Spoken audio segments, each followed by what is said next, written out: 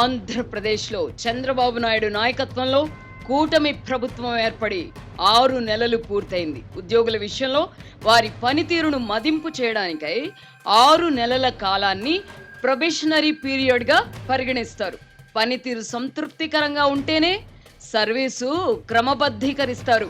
నాయకులకు ఈ సూత్రం వర్తించదు. ఎందుకంటే వారు ఎప్పటికప్పుడు ప్రజల మనసు గెలుచుకుంటూనే ఉండాలి. ఈ నేపథ్యంలో ముఖ్యమంత్రి చంద్రబాబు 6 నెలల పనితీరును సమీక్షించుకుందాం.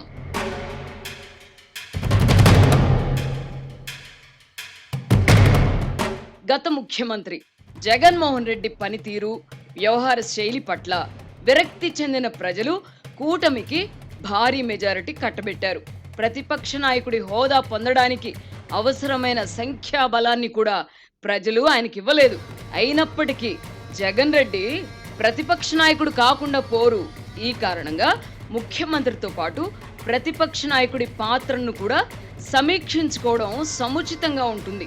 తనకు ప్రతిపక్ష నాయకుడి హోదా ఇస్తే తప్ప శాసనసభ సమావేశాలకు హాజరు కాబోనని ప్రకటించిన జగన్మోహన్ రెడ్డి శాసనసభను బహిష్కరిస్తున్నారు.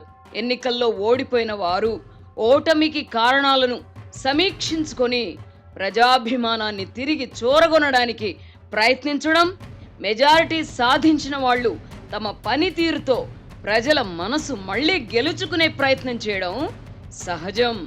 ఎన్నికల్లో ఘోరంగా ఓడిపోయిన జగన్మోహన్ రెడ్డి ఆత్మ విమర్శ చేసుకునే బదులు ఆత్మ వంచనకు పాల్పడుతున్నారు.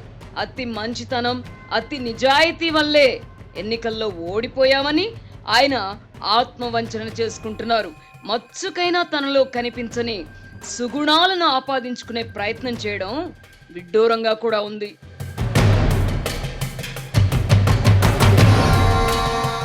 చంద్రబాబు నేతృత్వంలోని ప్రభుత్వం అధికార పగ్గాలు చేపట్టి నెల రోజులు గడవక ముందే ప్రభుత్వంపై తీవ్ర అసంతృప్తి నెలకొందని తనను తాను వంచుకునే ప్రయత్నాలు మొదలెట్టారు.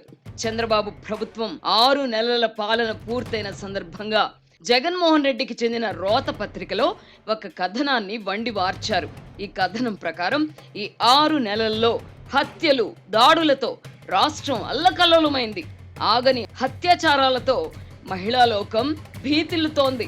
అధికార వ్యవస్థపై ప్రభుత్వం కక్ష కట్టడంతో ఐఏఎస్, ఐపీఎస్ అధికారులు రెడ్ బుక్ బాధితులయ్యారు. 7,000కు పైగా ప్రైవేటు, ప్రభుత్వ ఆస్తులు ధ్వంసమయ్యాయి. శాంతి భద్రతలు మృగ్యమవడంతో సామాన్యుల జీవితం ఛిద్రమైందని చెప్పుకొచ్చారు. నిజానికి ఈ దారుణాలన్నీ జగన్ పాలనలోనే జరిగాయన్నది నిర్వివాదాంశం. రాష్ట్రంలో రూల్ ఆఫ్ లా లేకుండా పోయిందని హైకోర్టు పలుమార్లు వ్యాఖ్యానించింది. రాజ్యాంగ హక్కులను కాలరాశారు. కొంతమంది పోలీసు అధికారులను కిరాయి సైనికులుగా మార్చుకుని జగన్ రెడ్డిని ఎదిరించిన వారిపై కేసులు పెట్టి వేధించారు. ఎంపీ రఘురామకృష్ణరాజును కస్టడీలో చిత్రహింసలు పెట్టారు. చరిత్రలో ఎన్నడూ లేని విధంగా ప్రభుత్వ, ప్రైవేట్ ఆస్తులను చెరబట్టారు. నిస్సహాయ స్థితిలోకి నెట్టివేయబడిన ప్రజలు ఈ అరాచకాలను ఎన్నికల వరకు మౌనంగా భరించి ఎన్నికల్లో మాడు పగిలేలా తీర్పిచ్చారు. ఒక ముఖ్యమంత్రి ఎలా ఉండకూడదో నిరూపించిన జగన్మోహన్ రెడ్డికి ఇప్పుడు చంద్రబాబు పాలనలో తన హయాంలో జరిగిన అక్రమాలు, అరాచకాలన్నీ జరుగుతున్నట్టుగా కనిపిస్తున్నాయట. అందుకే కూటమి ప్రభుత్వం ఏర్పడిన 6 నెలలకే ప్రజా ఉద్యమాలకు పిలిపిచ్చారు. శుక్రవారం నాడు రాష్ట్ర వ్యాపితంగా అన్ని జిల్లాల కలెక్టర్ కార్యాలయాల వద్ద రైతు ధర్నాలకు పిలిపిచ్చారు. ప్రభుత్వం పట్ల ప్రజల్లో జగన్మోహన్ రెడ్డి ఊహించుకుంటున్నంత వ్యతిరేకత లేనందున రైతు ధర్నాలు పేలవంగా జరిగాయి. వైసీపీ నాయకులు సైతం అప్పుడే ఉద్యమాలేమిటి అని విసుక్కున్నారు.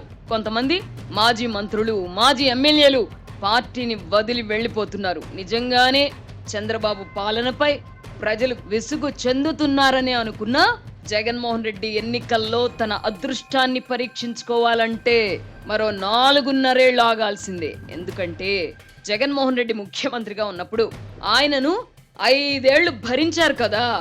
విచిత్రం ఏమిటంటే చంద్రబాబు పాలన అరాచకంగా ఉందని జగన్మోహన్ రెడ్డి భావిస్తూ ఉండగా చంద్రబాబు మెతక వైఖరి వీడాలని తెలుగు తమ్ముళ్ళు జన సైనికులు భావిస్తుండడం నిజమే. గ్రామ స్థాయి నుంచి రాష్ట్ర స్థాయి వరకు వైసీపీ నాయకులు తాము ఇంకా అధికారంలోనే ఉన్నామన్నట్టుగా వ్యవహరిస్తున్నారు. మరికొంతమంది తెలుగుదేశం పార్టీకి దగ్గరై తమ అరాచకాలను కొనసాగిస్తున్నారు. తెలుగు తమ్ముళ్ల ఆగ్రహానికి ఇది కూడా ఒక కారణం.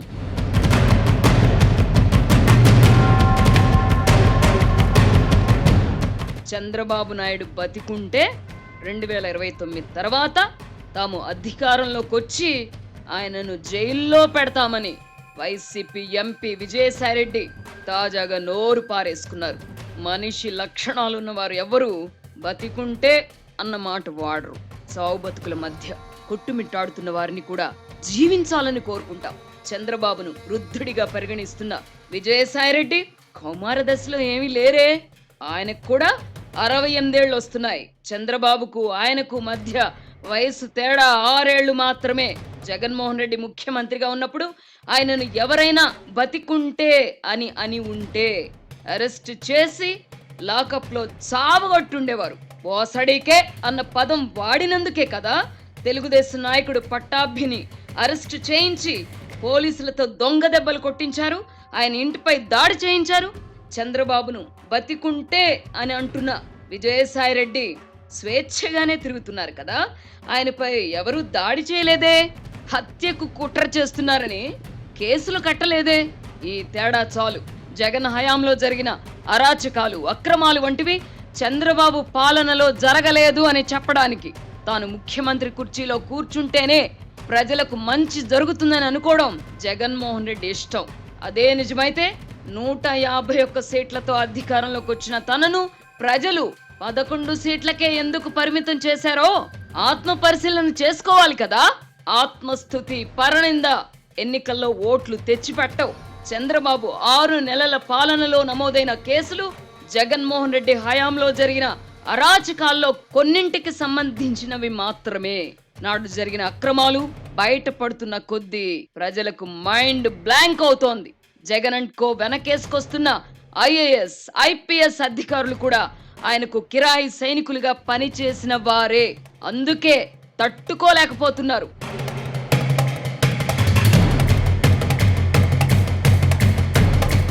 నిజానికి చంద్రబాబు ఇప్పటికీ ఆచితూచి వ్యవహరిస్తున్నారు. ఈ కారణంగానే విజయసాయిరెడ్డి వంటి వారు నోరు పారేసుకోగలుగుతున్నారు. సెకీని అడ్డం పెట్టుకుని అదానితో కుదుర్చుకున్న సౌర విద్యుత్ కుంభకోణంలో 1750 కోట్లు ముడుపుల రూపంలో చేతులు మారాయని అమెరికాలోని దర్యాప్తు సంస్థలు ఆరోపిస్తున్నప్పటికీ చంద్రబాబు ప్రభుత్వం జగన్ పై చర్యలు తీసుకోకుండా మేనమేషాలు లెక్కిస్తున్నది. ఎందుకు? రాజకీయ కారణాలు ఉండవచ్చును గాని ప్రజలు మాత్రం ఈ తాత్సారాన్ని హర్షించడం లేదు.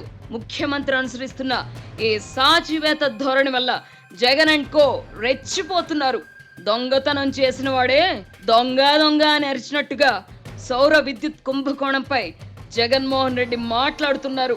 ముఖ్యమంత్రి చంద్రబాబే తప్పు చేసినట్టుగా జగన్ అండ్ కో మాట్లాడుతున్నారు. చంద్రబాబు స్థానంలో జగన్మోహన్ రెడ్డి ఉండుంటే ఈ వ్యవహారంలో చంద్రబాబును అరెస్ట్ చేయించకుండా ఉండేవారా?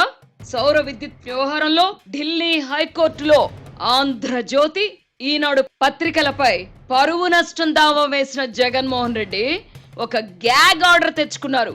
కేసు పూర్వాపరాలను తెలుసుకోకుండానే, అవతలి పక్షం అభిప్రాయం తెలుసుకోకుండానే న్యాయస్థానాలు ఇలాంటి గ్యాగ్ ఆర్డర్లు ఎలా ఇస్తాయో తెలియదు. అంతకుముందు విజయసాయిరెడ్డి కూడా ఢిల్లీ హైకోర్టులో పిటిషన్ వేసి ఉపశమనం పొందారు. వీరందరూ ఢిల్లీ హైకోర్టునే ఎందుకు ఎంచుకుంటున్నారో తెలియదు. నేరం జరిగినట్టు ఆరోపణలు వచ్చిన ప్రాంతం ఆంధ్రప్రదేశ్ పరిధిలో ఉండగా ఢిల్లీ హైకోర్టుకు వెళ్లడం ఏంటి? ఏదేమైనా జగన్మోహన్ రెడ్డి అండ్ కో పెడబొబ్బలు పెడుతున్నట్టుగా ఆంధ్రప్రదేశ్ లో ప్రస్తుత పరిస్థితులు లేవు. సోషల్ మీడియాలో పచ్చి బూతులతో విరుచుకుపడుతున్న వారిపై కూడా ఉప ముఖ్యమంత్రి పవన్ కళ్యాణ్ ఆగ్రహం ప్రదర్శించాకే ప్రభుత్వంలో కదలికొచ్చింది. భావ ప్రకటన స్వేచ్ఛ పేరిట అరాచకంగా ఇళ్లల్లోని ఆడవారి వ్యక్తిత్వ హననానికి పాల్పడ్డాన్ని ఏ చట్టం మాత్రం అనుమతిస్తుంది? ఈ 6 నెలల్లోనే రాష్ట్రంలో అరాచక పరిస్థితులు నెలకొన్నాయని జగన్ అండ్ కో భావిస్తుంటే అది వారిష్టం. దొంగతనం చేసిన వాడే దొంగ దొంగ అని అరిచినట్టుగా సౌర విద్యుత్ కుంభకోణంపై జగన్మోహన్ రెడ్డి మాట్లాడుతున్నారు.